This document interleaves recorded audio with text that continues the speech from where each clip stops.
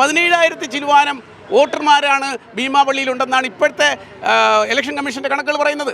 വോട്ടില്ലാത്ത ആളുകൾ ഈ നാട്ടിലുണ്ട്. അപ്പോൾ ഏകദേശം 25,000 പേരടങ്ങുന്ന ജനങ്ങളടങ്ങുന്ന ഒരു പ്രദേശത്താണ് ഈ ഒരു വാർഡാക്കി മാറ്റി ചുരുക്കിയിരിക്കുന്നത്. ഇത് ഭീമാപള്ളിയോട് കാണിക്കുന്ന കടുത്ത വിവേചനമാണ്. തദ്ദേശ തെരഞ്ഞെടുപ്പിലെ വാർഡ് പുനർനിർണയത്തിന് ശേഷം തിരുവനന്തപുരം കോർപ്പറേഷനിലെ ഭീമാപള്ളിയിലെ ആളുകൾ പരാതിയുമായിട്ട് വന്നിരിക്കുകയാണ്. കഴിഞ്ഞ തവണ നിലവിൽ 3 വാർഡുണ്ടായ സ്ഥാനത്ത് ഇപ്പോൾ അത് ഒറ്റ വാർഡിലേക്ക് ചുരുങ്ങി എന്നാണ് പരാതി. എന്താണ് നിങ്ങളുടെ പരാതി? നേരത്തെ ഭീമാപള്ളി ഈസ്റ്റ്, ഭീമാപള്ളി, മാണിക്യവിളാകം ഇങ്ങനെ ഒരു പ്രധാന വാർഡുകളാണ് ഉണ്ടായിരുന്നത്. ഇതിനെ എല്ലാം കൂടി ഭീമാപള്ളി ഈസ്റ്റ്, ഭീമാപള്ളി, മാണിക്യവിളാകം ഇതിനെ എല്ലാത്തിനെയും കൂടെ ക്ലബ് ചെയ്ത് ഇപ്പോൾ ഭീമാപള്ളി എന്ന് മാത്രം ഒരു വാർഡാണ് ക്രിയേറ്റ് ചെയ്യപ്പെട്ടിരിക്കുന്നത്.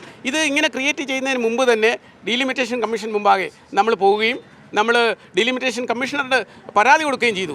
ഇത് വളരെ വിവേചനമാണ്. ഇവിടെ ഈ ജനസാന്ദ്രത കൂടിയ പ്രദേശമാണ്, ജനന നിരക്ക് കൂടിയ പ്രദേശമാണ്. അതുകൊണ്ട് തന്നെ ഈ കണക്കുകൾ ശരിയല്ല.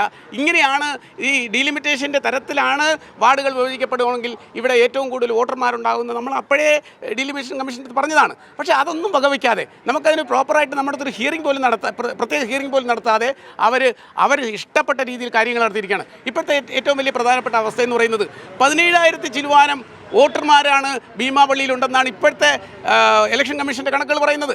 17,000 ചില്ലുവാനം വോട്ടർമാരുണ്ടാകുമ്പോൾ നമ്മളൊന്ന് ആലോചിച്ച് നോക്കൂ. വോട്ടില്ലാത്ത ആളുകൾ ഈ നാട്ടിലുണ്ട്. അപ്പോൾ ഏകദേശം 25,000 പേരടങ്ങുന്ന ജനങ്ങളടങ്ങുന്ന ഒരു പ്രദേശത്താണ് ഈ ഒരു വാർഡാക്കി മാറ്റി ചുരുക്കിയിരിക്കുന്നത്. ഇത് ഭീമാപള്ളിയോട് കാണിക്കുന്ന കടുത്ത വിവേചനമാണ്. കോർപ്പറേഷനിലെ ഏറ്റവും കൂടുതൽ വോട്ടർമാർ ഇപ്പോൾ ഉള്ളത് നിലവിൽ ഉള്ളത് ഭീമാപള്ളിയിലാണ്. അത് നമ്മൾ താരതമ്യം ചെയ്യുമ്പോൾ ഏറ്റവും ചെറിയ വാർഡെന്ന് പറയുന്നത് പാങ്ങപ്പാറയാണ്. അവിടെ 3,000 വോട്ടേ ഉള്ളൂ.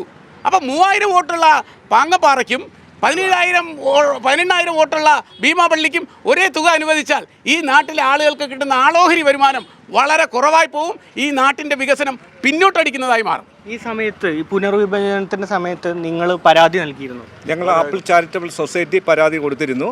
അതിനുശേഷം ആക്ഷൻ കൗൺസിൽ എന്ന രൂപത്തിൽ ഞങ്ങളൊരു പരാതി ഈ വിഷയങ്ങളെല്ലാം ഞങ്ങൾ വ്യക്തമായിട്ട് അന്ന് ചൂണ്ടിക്കാണിച്ചു. അപ്പോൾ അന്തിമ റിപ്പോർട്ട് വരുമ്പോൾ ഇത് പരിഹരിക്കപ്പെടും എന്നാണ് ഞങ്ങളോടന്ന് പറഞ്ഞിരുന്നത്. തിരുവനന്തപുരം നഗരസഭയിൽ വീടുകളുടെ എണ്ണം വെച്ചിട്ടാണ് അവർ അസസ് ചെയ്ത വീടുകളുടെ എണ്ണം വെച്ചിട്ടാണ് വാർഡിൻ്റെ ഡീലിമിറ്റേഷൻ നടത്തിയിട്ടുള്ളതെന്നാണ് നമ്മൾ പോയപ്പോൾ നമുക്കറിയാൻ കഴിഞ്ഞത്.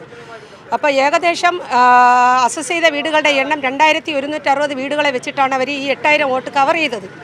എന്നാൽ അസസ് ചെയ്യാത്ത വീടുകൾ ഏറ്റവും കൂടുതൽ ഭീമാപള്ളി തീരദേശത്തെ മുഴുവൻ വാർഡുകളിലും അസസ് ചെയ്യാത്ത വീടുകളുടെ എണ്ണം കൂടുതലാണ്.